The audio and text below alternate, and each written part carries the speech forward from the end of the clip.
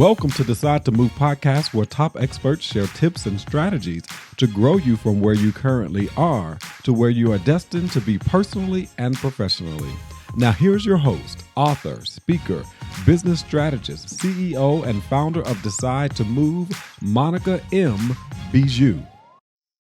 Hey, thank you so much for joining us for another episode of Decide to Move podcast.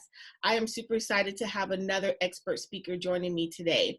And she's going to teach us all about how to have less burnout and more success and how to hit that reset button. And we all know that we have a lot of stress in our life with all the things that's hitting us.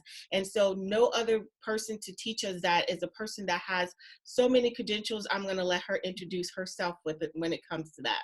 But I can tell you that she is a coach, has a coaching practice that strives to motivate, educate, and inspire others to live their best life by offering a unique life and wellness coaching program. She works with boss babes who want to create a better work-life balance, and she helps them reset, readjust, and refocus on what's most important to them in order to achieve success no matter what the focus is. And I'm super excited for her to be joining us today. How are you doing, Karissa?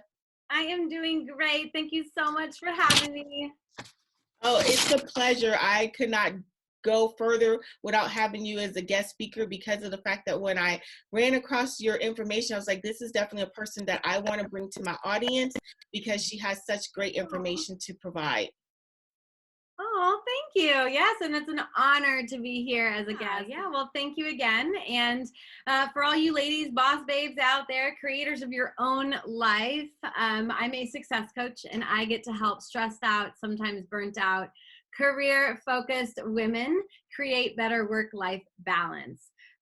She mentioned that I do help them reset, readjust, and refocus on what's most important to them. That's really, really important to me. It's not just a what has helped me. It's how can I help you live your best life, truly.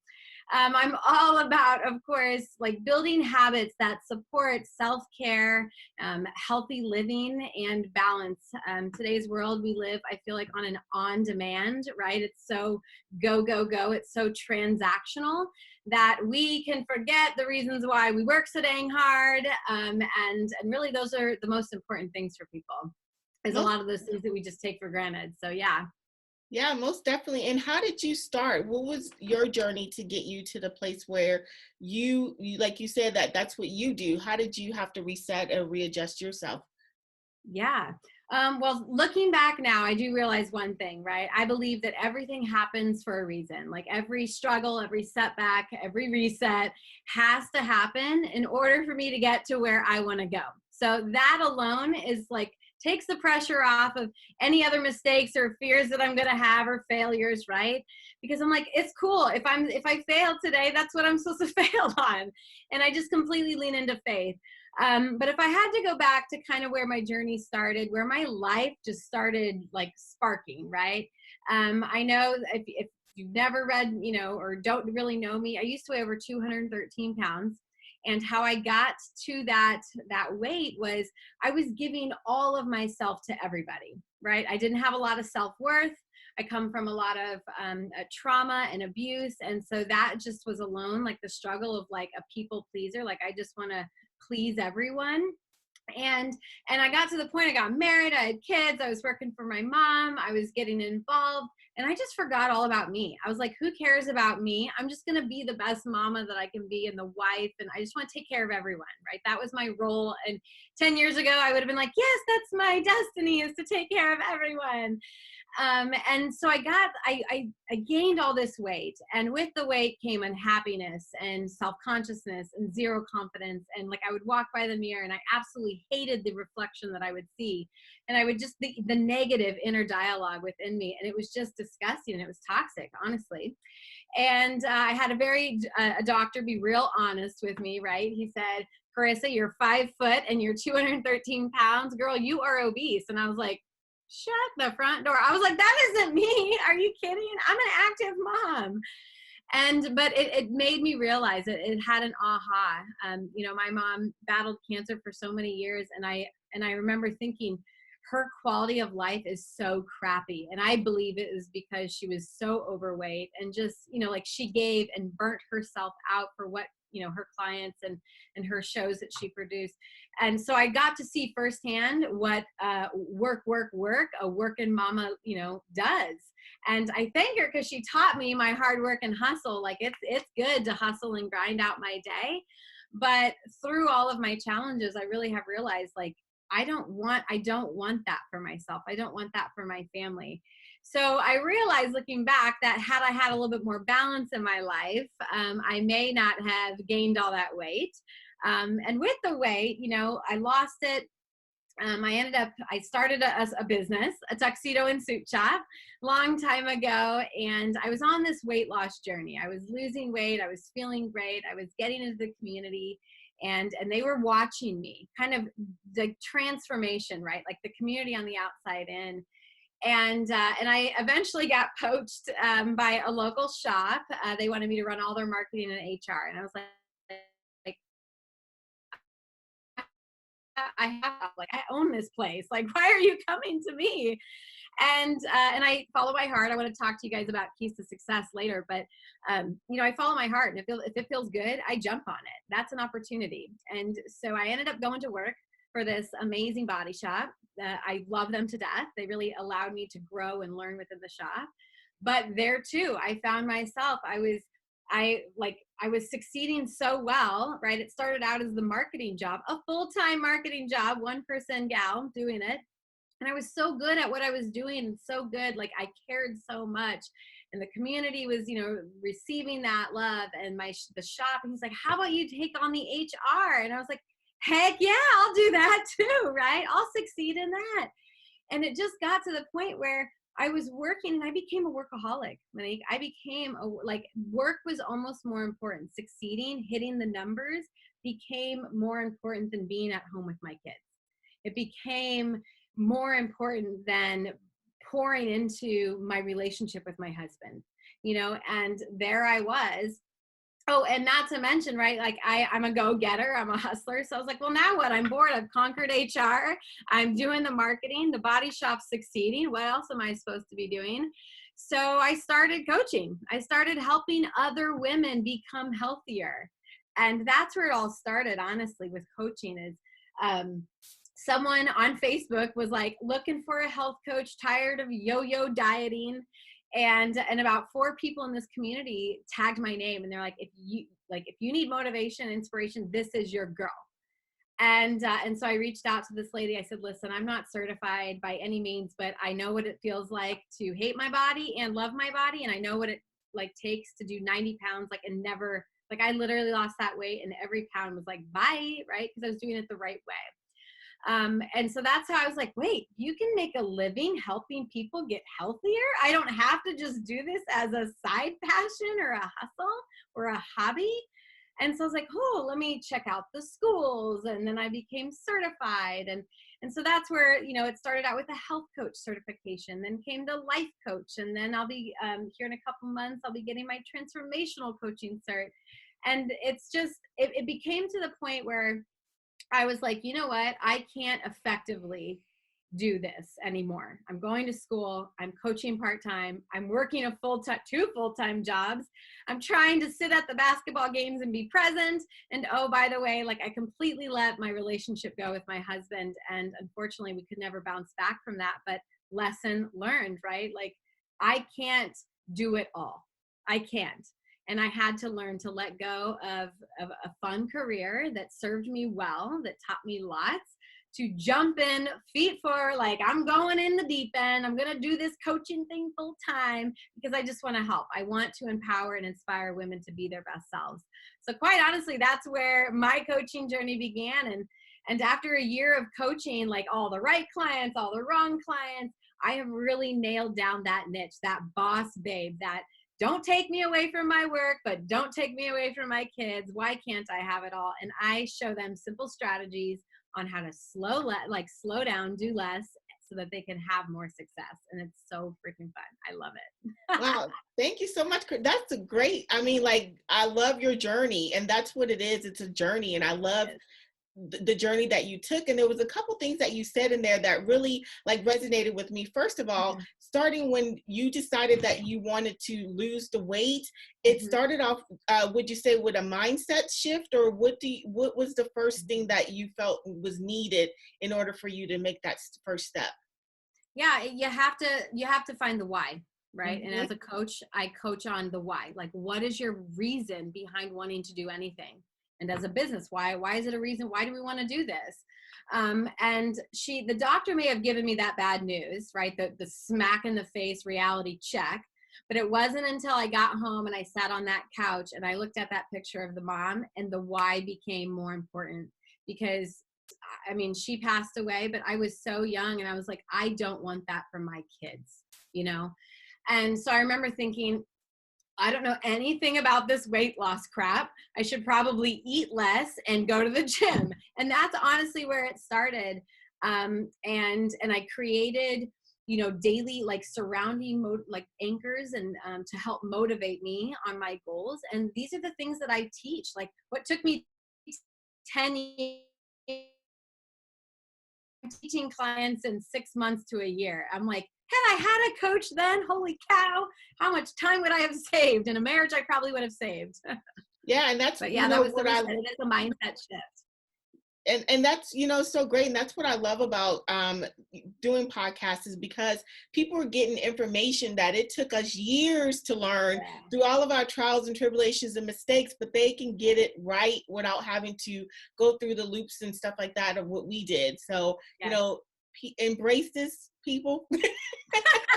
It's real. Exactly. Embrace it. So then the other part, the where I love, is the fact that when you said that you got an opportunity to go into marketing and then go to HR, you were like, hell yeah, what can I do? Still mindset shift of really saying, I can do this. Like you became having this I can do it mentality, which is super great. And I love that. Yeah, I totally embraced it. And I didn't let fear stop me. That's, I think, the big kicker. Is I realized, I'm like, well, I don't have a marketing degree either. And here I was paid, right? I was like, I jumped in and I followed what sounded good. And at the time, I was like, I love responsibility. And honestly, I was like, I also love being able to impact the employees, right? I wanted to create a culture coming from, that's a male predominant industry, right? So it's like 3 women, 30 men. And I was like, there's nowhere for me to go if I want to sit down and have a good cry because I'm having a crappy day, you know? And I'm like, yeah, I can create a program. I don't know anything about HR, but I looked at that as another tool in my toolbox.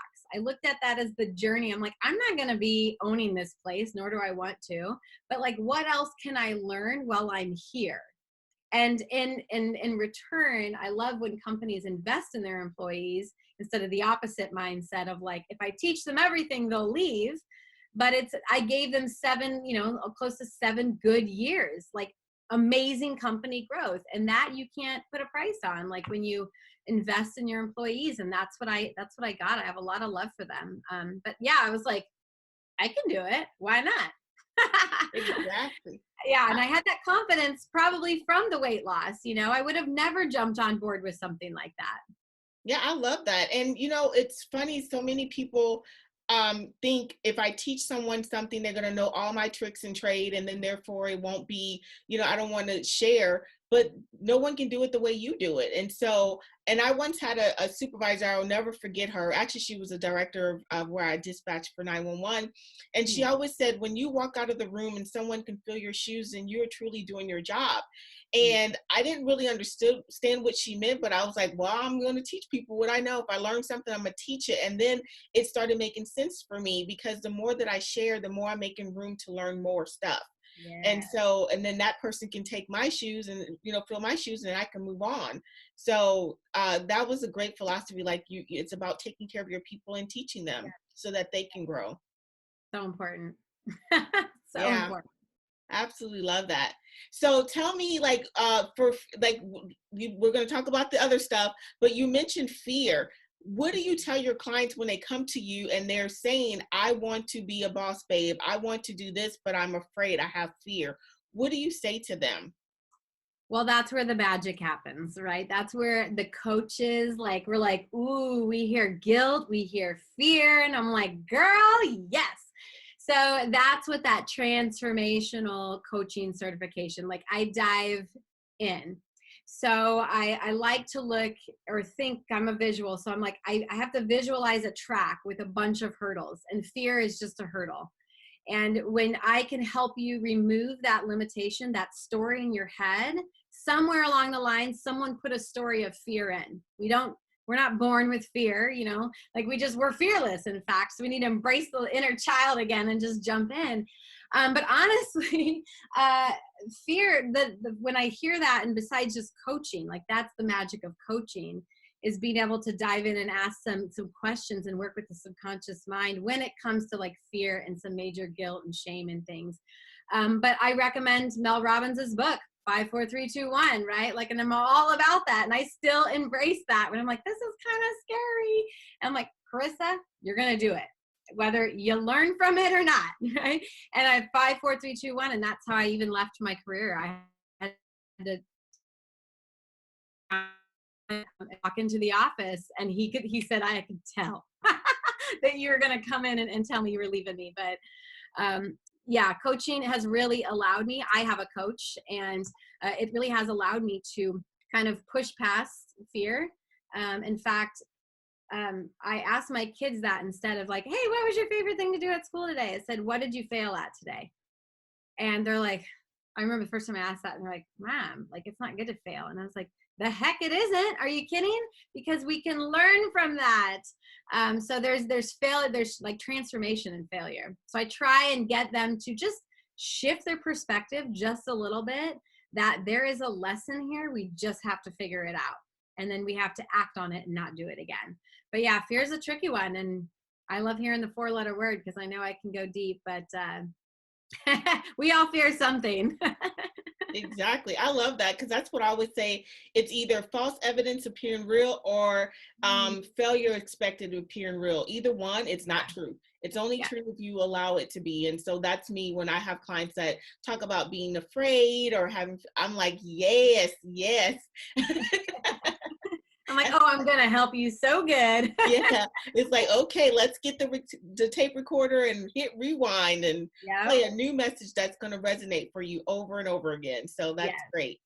So you talked about, you learned through your journey of how to have a work-life balance. What were some of the strategies that you had to take and that you can teach us in order to do that? Absolutely. So there's so many strategies, and every life is different, right? If you've got little ones at home, it's a little different than, like, I have a 19 and a 13-year-old. So definitely different. And that's the beauty of what I do. It's different every day. And I'm like, ooh, okay, let's figure it out. But when I think about it, it comes down to, like, I have my top 10, obviously, that I love to coach on. But just for tonight, I'll mention just a few. But honestly, I help them create priorities and boundaries in their life. Sometimes we just get things mixed up just a little bit, and I have to re-tie them back into, like, what are your top 5 priorities? And that's where I start, even with my workshops, is understand what's important to you. If your health is important, and that's what you got to focus on, right? So I always say, just pick 5, and sometimes it's 3.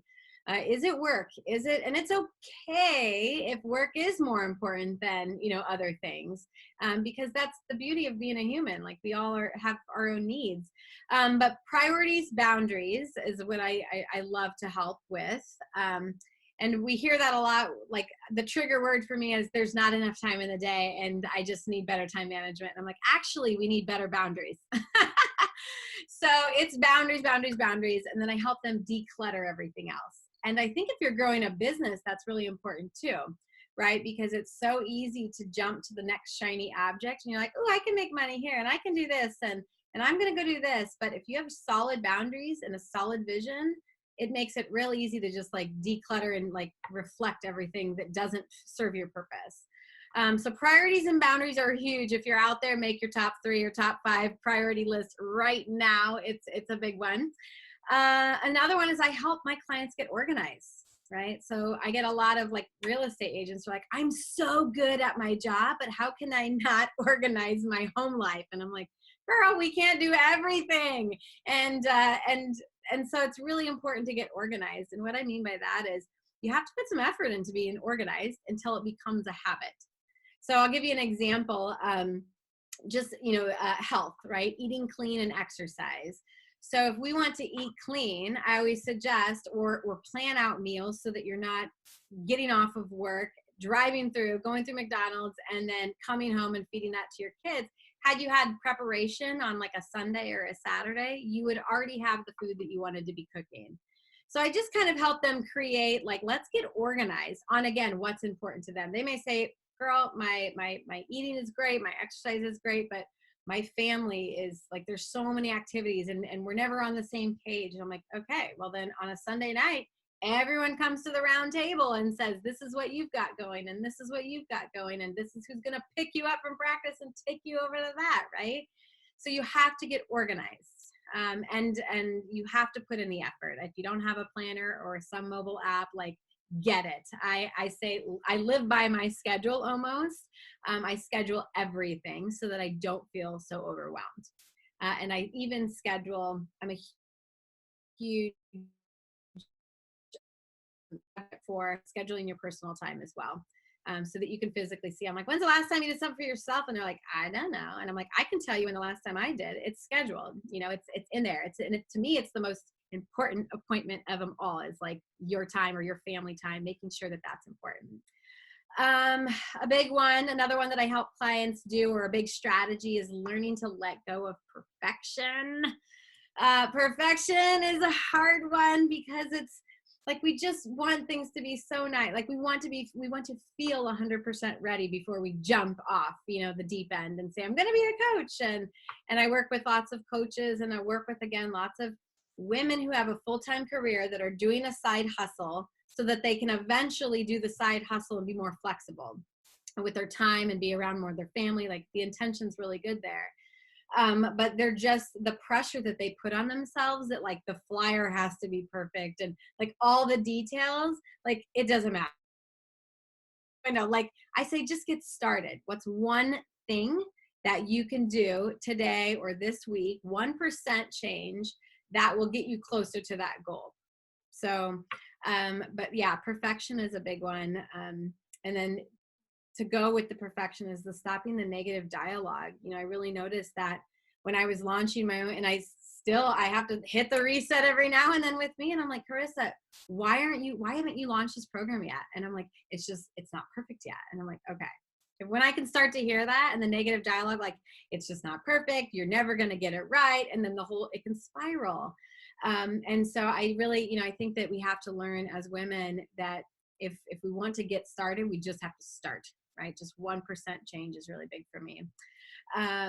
Let's see. I'm trying to think. The reality check is a big one. It's, where are you at? What expectations are you holding to yourself that you kind of need to lower? You're going to constantly fail if the expectation is to be like perfect and just, it's got to be like that in order to move on. So that's a big one for strategies. And there's so many. I teach about 10 different ones. And honestly, there's never enough time in our calls or a program long enough to really solidify everything that we learn. But those are some big strategies, I would say. Yeah, I'm learning to just shift your mindset into believing that when we do less, we can have more success. And that's really hard to do when things get slow in our business. We're like, something must be going wrong. I don't have enough clients. Let me work harder. It's so shifting the belief of I have to be so busy in order for me to be successful. I teach women a lot that it's like, how about we just do less today? And just like, I always say, like, order it to go, like put it out to the universe that you're ready to like put in your order. Like, I'm ready to be successful. And then like, let it go. Like, let the universe, let the higher power, let something else kind of give that to you. But so yeah, mindset is huge when it comes to kind of stepping outside and creating some more balance in your life. Yeah, that's great stuff. I love all the things that you shared. And, I am truly a boundary person. I teach boundaries, like boundaries, because so many people don't understand that when you don't have clear boundaries, you just let people walk all over you and you never get anything done, Yeah. right? And so, Yeah. do you find that that is a very difficult thing for people to learn and to even do? Yes, yeah, definitely, for sure. People, you're not alone if you struggle with boundaries. But it's becoming aware of where, how you're saying yes to everything, or what boundaries you're shifting. I honestly, the boundary with my ex-husband was, I assumed that he would always be there. I was like, I can push that boundary. I would come home exhausted and stressed out and just like want to unbury my load on his plate. And then over time, that's not fun. Like, nobody wants to just constantly be like the wall that receives it all. And so I have lots of fun tools that it's, because I'm a visual. So everything I do, I create, like, I'm like, here's a wheel, here's a boundary wheel. And I let them see it. Like, and then they need to answer some deep questions on, well, if I let this continue to go on and shift the boundary, or not have a solid no in place, I could potentially lose X. And it's, boundaries are huge. Boundaries and priorities, for sure. Yeah. And I always, like, the biggest boundary that I see working with boss babes specifically is that self-care. They're like, I don't have time for self-care. What is self-care? I feel guilty if I take another hour to go do something for myself. I've already been working 9 hours. So they're constantly pushing the boundary of self, of loving themselves. So I'm a huge, obviously it's one of the big key factors as a coach. I'm like, nope, healthy habits and self-care is its own category, girlfriend. We all need more of it. Yeah, most definitely. And this is a good place for us to, to end on making sure that people understand what self-care is all about, establishing boundaries, and all the great strategies that Karissa had provided. And follow her, find out, we're going to talk about where she is, and it's going to be in the show notes. But if you want more details of how to actually become a boss babe yourself, or even how to establish boundaries, set goals, and just kind of get reset and realigned with yourself, definitely follow her and see what she has all to offer, because I can tell you what, her energy is amazing, and she is just a beautiful person to learn from and to be around. So Karissa, with that, can you tell us how to find you, and how to follow you, and what's next for you? Yeah, well, I'm really excited. So, of course, you can find me online, 365dailyhustle.com. I'm getting ready to do that rebrand that's really going to focus in on boss babes only. So I'm really, really excited. So that is coming soon. I'm all over Facebook. I love Facebook. I actually have a private group called Self-Love Club. That is a club that is designed for the working woman. It's there to empower her and inspire her. And I go lots of like lives and challenges. In fact, April 1st, we have in the Self-Love Club group, we have 31 days of self-care. So if you're like, I don't even know what self-care is anymore, besides like a warm bubble bath and maybe a gym workout, like I'm about to give you 31 different ways that you can take in some more self-care. But Facebook, Instagram, online, and of course, you can always reach out me. Online is probably the best way on my website. My phone number, my email, all that good stuff's on there. Great. And I'll make sure that it's definitely in the show notes. So ladies, and there are some men that are definitely listening. I had a couple stop me today and said, oh my gosh, I've been listening to your podcast and I'm really learning some stuff. Continue to tune in. If you hear something that you like, please comment, subscribe, and share for those that you know that would definitely benefit from things that you're learning from the podcast, as well as things that we talked about today. And I'm Monica M. Bijou. I'm the CEO and founder of Decide to Move, as well as your host today. And thank you so much for joining us for another episode. And thank you so much, Karissa, for being here with us. Oh, you're welcome. Thank you for listening to Decide to Move podcast with Monica M. Bijou. If you're ready to grow personally and professionally in order to take your destined position in the world, then schedule a free clarity call at bit.ly/call with Monica. That's bit.ly/call with Monica, or visit us at decidetomovepodcast.com for all links mentioned today and listen to previous episodes. Also, don't forget to subscribe and rate us on iTunes or your favorite listening platform.